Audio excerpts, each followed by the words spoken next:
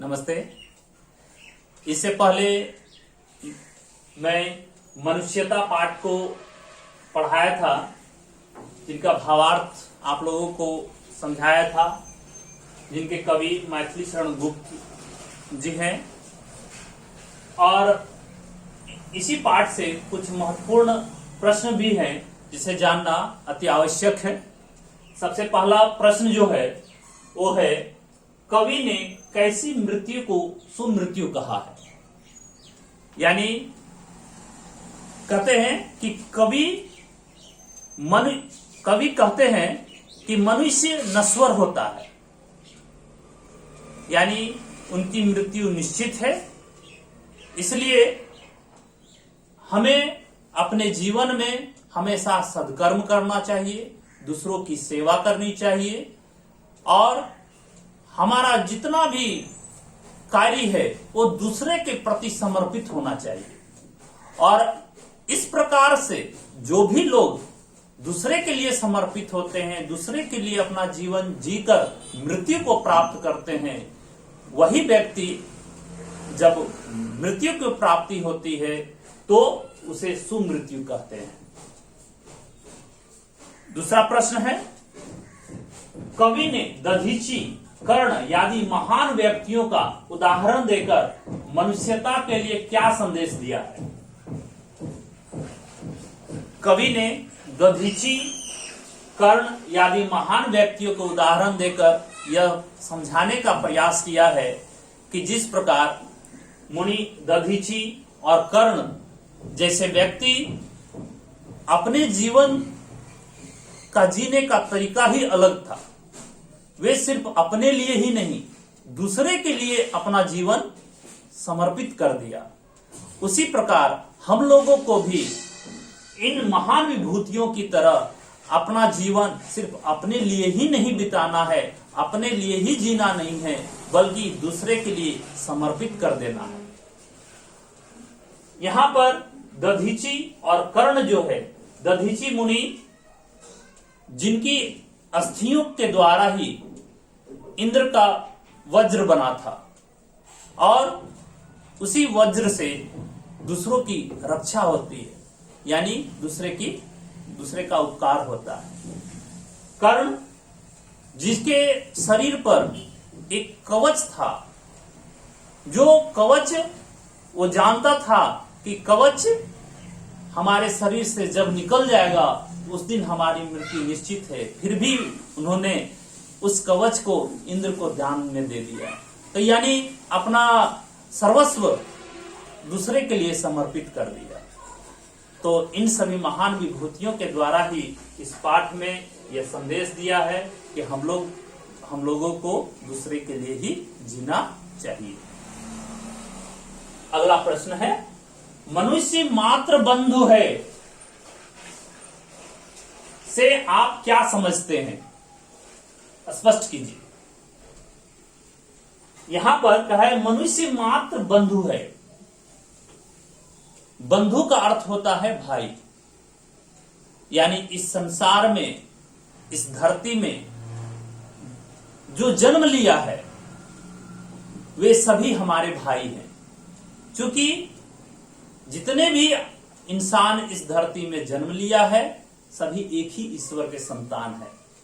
तो हमें जब एक ही ईश्वर के संतान है तो हम सभी भाई भाई हुए, और भाई भाई की रक्षा करना, भाई का एक दूसरे के प्रति प्रेम की, करुणा की भावना होना ये अनिवार्य है। और कहते हैं कि यदि वो दुख में हो तो उनका भी साथ देना है। यानी कि ये संपूर्ण विश्व में जितने भी लोग हैं सभी को क्या करना है, परमार्थ यानी उपकार करते हुए, दूसरे की सेवा करते हुए हमको आगे बढ़ना है और दूसरे की मदद करते हुए अपना जीवन यापन करना है। अगला प्रश्न है, मनुष्यता कविता के माध्यम से कवि क्या संदेश देना चाहता है।